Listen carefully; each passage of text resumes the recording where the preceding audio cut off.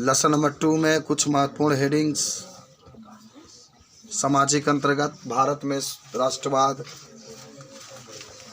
देखो, इसके पहले हम लोग यूरोप के राष्ट्रवाद के बारे में अध्ययन कर रहे थे। आज हम भारत के राष्ट्रवाद के बारे में चर्चा करेंगे।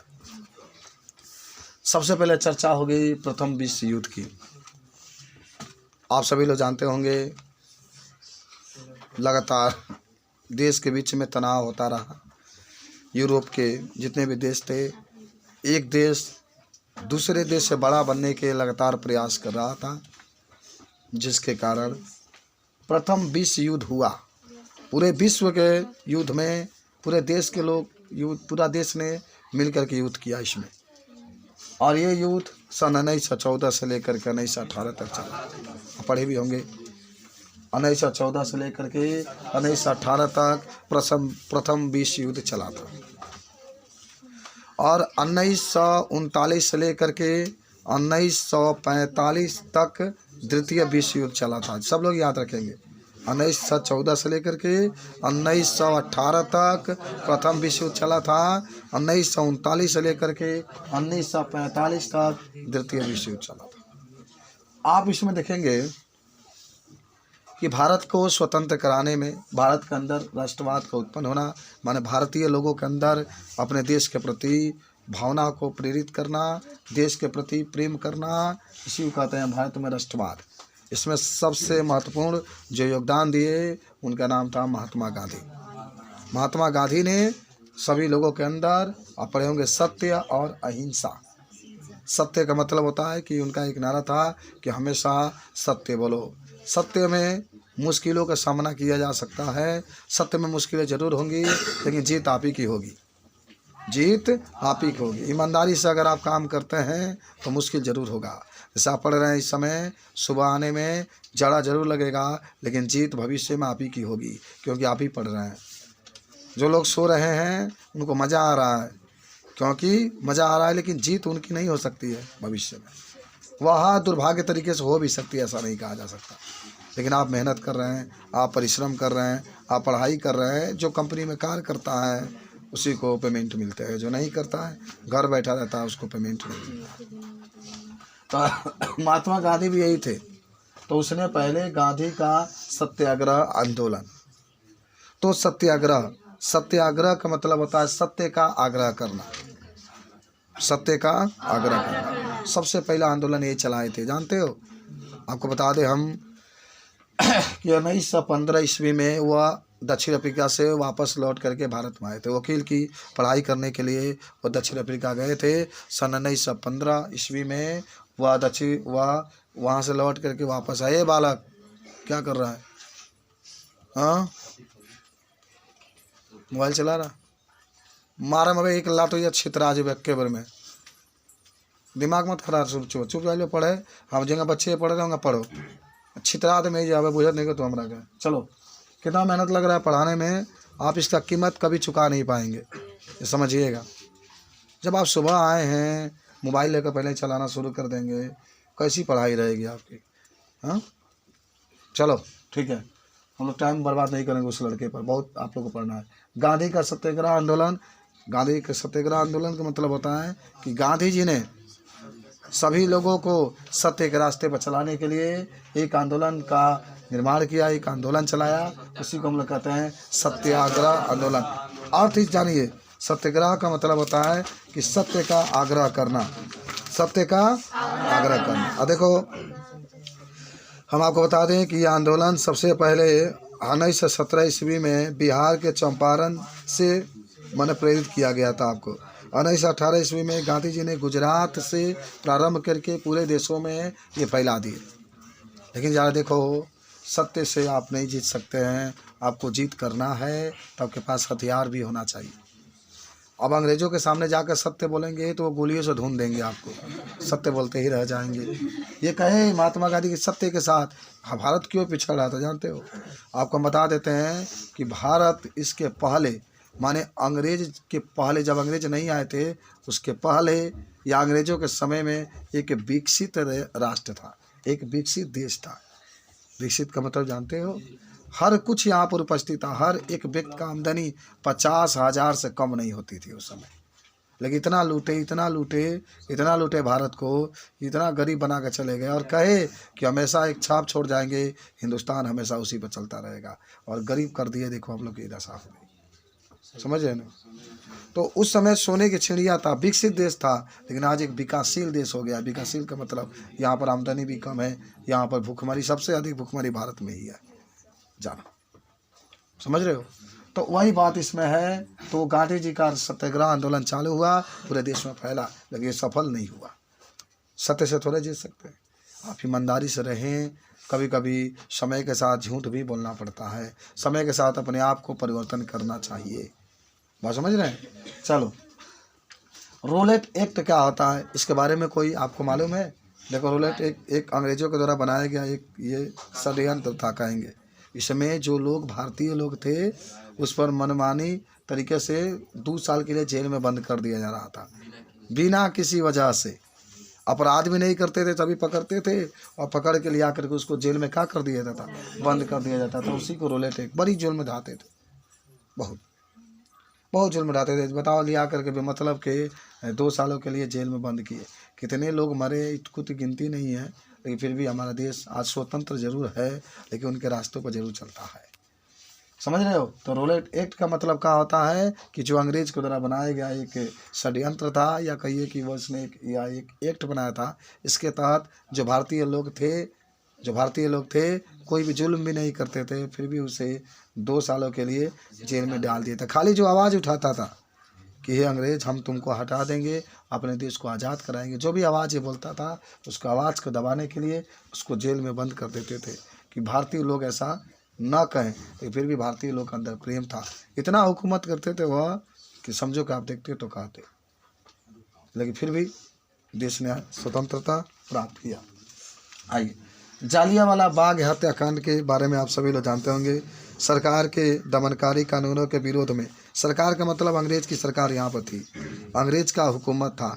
मैंने पहले ही कहा कि बहुत लूटे हैं भारत को, ये तो आज भारत पूरे देश में नंबर 1 पर होता। समझ रहे हो? तो सरकार के दमनकारी कानूनों के विरोध में लोग 13 अप्रैल 1919 को पंजाब के अमृतसर में जलियांवाला बाग में एकत्रित हुए। देख लो, अमृतसर में है। आपको मैंने फिल्म का नाम बताया गद्दार, उसमें आप देखेंगे तो उसमें एक दृश्य दिखाया गया है, कैसे लोगों को गोलियों से छली की जाती है, कैसे लोगों को जलाया गया होगा। बहुत पहले ही आया था, सनी देओल का फिल्म ये था, आप लोग देखे होंगे। तो पंजाब में अमृतसर में, पंजाब की राजधानी अमृतसर ही है। तो वही कह रहा है कि जलियांवाला बाग में एकत्रित हुए। उसी दिन बैसाखी का मेला भी था। जनरल डायर, जो कि उस समय अंग्रेजों सरकार का ये सरकार के मुख्य अंग थे, ये जनरल डायर ने उसके मैदान के सभी रास्ते बंद कर दिया। जहाँ से उस मैदान में, जहाँ से उस इलाका में लोग आते थे, सब रास्तों को क्लोज कर दिया, बंद कर दिया, और तथा अपने सिपाहियों को गोली चलाने का आदेश दिया। इस घटना में सैकड़ों लोग मारे गए। रविन्द्रनाथ टैगोर ने इस घटना को विरोध में नाइटहुड की उपाधि वापस कर दी। महात्मा गांधी ने हिंसा फैलाने के कारण आंदोलन को बंद कर दिया। अभी सत्याग्रह आंदोलन चल रहा था, उसने बंद कर दिया। मैंने नहीं कहा, आपके पास क्या है, सत्य से थोड़े आप जीत सकते हैं।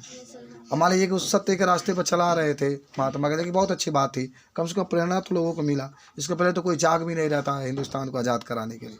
अब तो कुछ लोगों को जगाए हैं, कुछ लोग उसका अंग्रेज़ों का विरोध कर रहे हैं। अगर आप गलत हैं और कोई विरोध करता है तो कब तक आप बचेंगे? कभी ना कभी आप तो कब्जा में आ ही जाएंगे, गलत हैं तब। समझ रहे बात को? आज बचेंगे, कल बचेंगे, कितने दिन बचेंगे, एक दिन आप कब्जा में आ ही जाएंगे, चाहे कोई भी इंसान हो। समझ रहे हो? वही हुआ, अमृतसर में सारे लोगों को एकत्रित कर दिए महात्मा गांधी। वो आपके पंजाब में है जलियांवाला बाग, वहाँ पर बैसाखी का मेला भी था। जनरल डायर, जो कि अंग्रेज का था, उसने पूरे रास्तों को बंद कर दिया जहाँ से लोग आ रहे थे, और अपने सैनिकों को कहा कि तुम लोग गोली चला दो। सैनिकों ने गोली चलाया, ज़बरदस्ती गोली चलाया, और बहुत लोग मारे भी गए। उन लोगों के पास कुछ था नहीं। तो नाइटहुड का जो उपाधि रविन्द्रनाथ टैगोर को मिला था, उसने वापस कर दिया।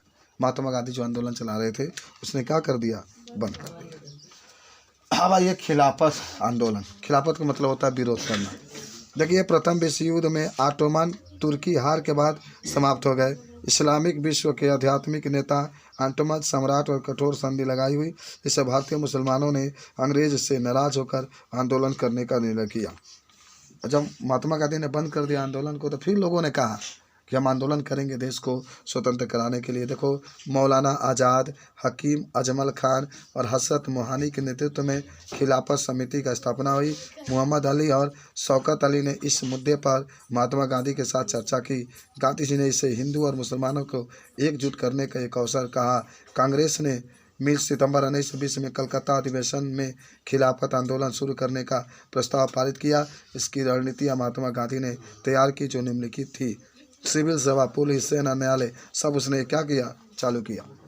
देखो, कभी कभी ऐसा वक्त आता है कि हिंदू मुस्लिम में बहुत ज़्यादा एकता हो जाती है और देश के लिए सब लोग आगे बढ़ करके जान देने के लिए न्यौछावर हो जाते हैं। देखो, यहाँ पर हुआ है, यहाँ पर हुआ है। हिंदुस्तान के हिंदू के लोग कह रहे थे हम नहीं लड़ेंगे, मुस्लिम के लोग कह रहे थे अंग्रेजों को भगाने के लिए हम लड़ेंगे, और सभी लोगों ने एक साथ मिला और मिलाने में सबसे प्रमुख जो योगदान दिया उनका नाम था महात्मा गांधी। हिंदू और मुस्लिम को एकजुट किया और फिर देखो लड़ाई हुई। अच्छा, अगर अकेले केवल हिंदू लड़ता तो अंग्रेज नहीं जाते, केवल मुस्लिम लड़ते तभी अंग्रेज नहीं जाते। सब एक साथ मिले तो एकता होगी। एकता होगी, जब एकता में बहुत ताकत होती है, आप पड़े होंगे। एकता की ताकत का मतलब है कि अगर आप लोग हैं, आपके परिवार के लोग हैं, कहीं लड़ाई हो रही है, सभी लोग एक साथ मिल करके उस गलत अगर वो है एक साथ प्रहार करेंगे तो पीछे हट जाएगा। और अगर प्रहार नहीं करेंगे, परिवार के लोग उसके साथ कुछ मिले हुए हैं, तो आप कभी जीत नहीं सकते हैं उसको, क्योंकि पूरा आपके घर का खबर वो दे रहा है, ये क्या क्या करते हैं, कैसे करते हैं। तो यही एकता होती है। उसके बाद से आंदोलन के अंदर, आंदोलन भले हुआ लेकिन अंदर अंदर अलग अलग लोगों के विचार है, तभी आंदोलन सफल नहीं होगा। परिवार है, एकता है भले, लेकिन आप अलग सोचते हैं, आपके पिताजी अलग सोचते हैं, आपकी मम्मी जी अलग सोचती है, तभी वो परिवार कभी तरक्की नहीं। सोच एक होना चाहिए।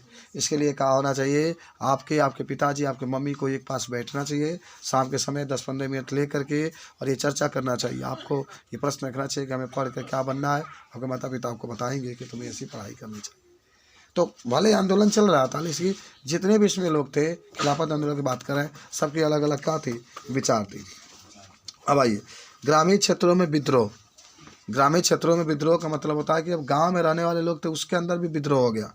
तो क्या लिखा भी गया है कि सही असहयोग आंदोलन शहर से, असहयोग आंदोलन जानते हैं ना, असहयोग आंदोलन किसने चलाया था, महात्मा गांधी ने चलाया था। और उसने ये कहा था कि कोई भी व्यक्ति, कोई भी हिंदुस्तानी व्यक्ति अंग्रेजों का साथ नहीं देगा। अंग्रेजों का 1922 में चलाया गया था। कोई भी व्यक्ति अंग्रेजों का साथ नहीं देगा। जब नहीं देगा तो वह व्यक्ति एकदम हार करके देश को छोड़ करके चले जाएंगे। तो कह रहा कि असहयोग आंदोलन शहर से ग्रामीण क्षेत्रों में फैल गया। अवध में किसानों का नेतृत्व बाबा रामचंद्र कर रहे थे। रामचंद्र फीजी में गिरमिटिया मजदूर के रूप में काम कर चुके थे। अधिकतर किसान आंदोलन राजस्व वसूली के विरोध थे। जमींदारों की नाई धोबी सुविधाओं को वंचित करने के लिए पंचायतों में नाई धोबी बंद का आदेश दिया गया।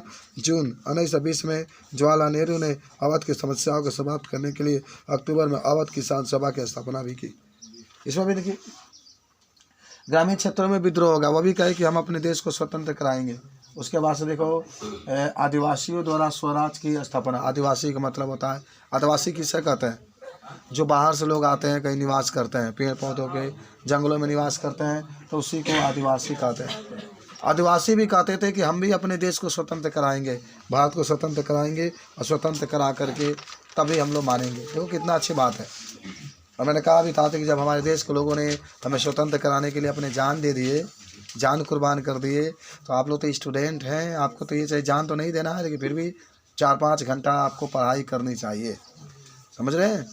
भविष्य में अगर आपको पता नहीं चल रहा है, भविष्य की बात हम जब करते हैं तो क्या होता है, पता चलेगा आपको। इसलिए आप इस समय स्ट्रांग रहेंगे तो बाद में आपको दिक्कतें नहीं होगी। समझ रहे हो? आज की ज़िंदगी में बहुत कंपटीशन का ज़माना हो गया है। अगर आप गए किसी कंपनी में कार्य करने के लिए, अगर थोड़ा भी मिसमिन करते हैं, काम करने में आपको मन नहीं लगता है, तो कंपनी आपको तुरंत हटा देगा। दुकानदार दुकान के पास है, डॉक्टरिये में आप रह रहे हैं, थोड़ा भी अगर मिसप्रिंट हुआ, कोई मरीज आया, आप बैठे रह गए, तो डॉक्टर कहेगा फट यहाँ से, तुम्हारी कोई ज़रूरत नहीं है, कंप्यूटर ग्रुप में भगा देगा। बात समझे? जैसे आपसे कोई क्वेश्चन पूछा जाता है, 10 सेकंड में जवाब नहीं देते तो बैठा दिया जाता है। तो बहुत फास्टली आपको बनना पड़ेगा, तो हमारी ज़िंदगी में आराम से जिएंगे। चलिए, बागानों में स्वराज। असम में बागान, देखो बागान का मतलब होता है जहाँ पर चाय वगैरह की खेती की जाती है। असम में सबसे अधिक चाय की खेती की जाती है, वो उसी का असम कहते हैं। उसकी असम की राजधानी कहाँ है? दिसपुर है। हाँ ठीक है। असम में बागानी कार्यकर्ताओं की आज़ादी का अर्थ 1859 ईस्वी के अंतर्देशीय उत्तर प्रवासन अधिनियम द्वारा सीमित क्षेत्रों से बाहर जाने का अधिकार था, जिससे पहले वो वंचित थे। माने पहले जो चाय उगाते थे ना, वह कहीं बेचने जाता ही नहीं, तो वैसे ही खराब हो जाता था। का फ़ायदा है। तो अब वहाँ के सरकार ने ये फैसला किया कि अब ये कहीं भी अपने चीज़ को बेच सकते हैं। अब ये सभी ने अवज्ञा आंदोलन है। गांधी जी ने 12 मार्च 1930 को 78 अनुयायियों के साथ गुजरात के तटीय शहर दांडी के लिए साबरमती आश्रम से अपनी यात्रा शुरू की और 6 अप्रैल को वह दांडी पहुंचे और वहां नमक कानून को तोड़ा।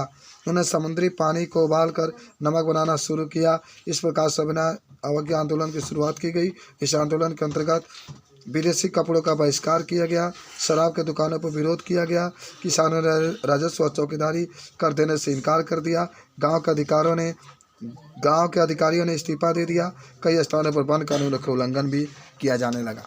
अच्छा, सविनय अवज्ञा आंदोलन क्या था? अवज्ञा का मतलब होता है, सविनय अवज्ञा आंदोलन का मतलब होता है कि जो भी अंग्रेजों के पास था हम उसका प्रयोग नहीं करेंगे। जो अंग्रेज नमक देते थे, कहते थे कि नमक लो, इतना पैसा दो, तो गांधी जी ने उस नमक कानून को भी तोड़ दिया। और गांधी जी ने क्या, गांधी जी का दिमाग था, देखिए कहाँ कहाँ लेकर चलते हैं। सत्य सिखाते हैं, अहिंसा सिखाते हैं। और फिर वो देखिए उस जमाने की बात है कि वो कैसे जानते थे कि समुद्र से ही नमक बनता है। देखिए समुद्र का पानी उबाल करके और नमक उबाल करके पीने लगे, उसमें नमक की मात्रा उपस्थित होती ही है। अच्छा, जिस समुद्र में नमक की मात्रा बहुत अधिक होती है वहाँ आप डूब कभी नहीं सकते हैं। कूदेंगे कितना भी ऊंचाई, कभी डूबेंगे ही नहीं। समुद्र वगैरह, समुद्र में ही नमक पाया जाता है। उसी को आपको पढ़ाए भी थे, उसमें कठोर जल होता है आपका, तो उसमें कभी डूब ही नहीं सकते हैं। तो उसने कहा कि हम लोग समुद्र से ही नमक प्राप्त करेंगे, अंग्रेज़ों का नमक नहीं लेंगे। अंग्रेज जो कपड़ा देते हैं हम लोग को, कपड़ा नहीं लेंगे, हम लोग खुद अपने हाथों से। इसीलिए देखिए अंग्रेजों का विरोध करते रहे महात्मा गांधी, इसीलिए सिलाई मशीन का आविष्कार भी किए थे। याद होगा आपको, सिलाई मशीन से खादी वगैरह जो वस्त्र होते थे उसके कपड़ा का वो सिलते थे, गरीबों को सिलते थे। और गांधी जी एक ही मर्दानी को नीचे से लेकर ऊपर तक ओढ़ते थे। तो किसी लड़की ने कहा, उसे पूछा था कि देखिए महात्मा गांधी जी आप एक ही वस्त्र क्यों पहनते हैं? तो उसने कहा कि सुनो, एक नीचे पहनेंगे, पैंट पहनेंगे, उसके लिए अलग कपड़ा चाहिए, और एक ऊपर पहनेंगे अलग चाहिए, एक स्वेटर पहनेंगे अलग चाहिए, अंडरवियर पहनेंगे अलग चाहिए। कई कपड़े हो जाएंगे, 4-5 कपड़े हो जाएंगे। और मैं एक ही मर्दानी से पूरा काम कर लेता हूँ। इससे ये फ़ायदा होता है कि जो 4-5 कपड़े बचेंगे वो 4-5 गरीब लोग भारत के क्या करेंगे, पहनेंगे। बहुत बड़ा सोच उनका था, इसीलिए तो इनका नाम छपा है। आगे बढ़ते हैं हम लोग। तो सविनय अवज्ञा आंदोलन के बारे में भी आपसे कोई पूछेगा तो बता सकते हैं। कांग्रेस के अंदर अलग अलग विचार। अब कांग्रेस देखो, कांग्रेस बहुत पुराना पार्टी है, जनजाना। कांग्रेस जो है बहुत पुराना पार्टी है, लगातार हुकूमत करते हुए आई है, अपना देश चलाती हुई आई है। लेकिन इस समय थोड़ा सा इसकी स्थिति खराब थी जब तक वो थे। अब इसके पहले जब उनके हाथों में एक बागडोर था सोनिया गांधी के, तब तक मजबूत थी। अब राहुल गांधी का आया है तो थोड़ा सा दिखते हो गया है। इसमें कांग्रेस के अंदर अलग अलग विचार थे, लोग विचार को मानते नहीं थे, इसीलिए कांग्रेस में भी अधिवेशन, कांग्रेस में फूट हो गया। चलो, साइमन कमीशन का गठन।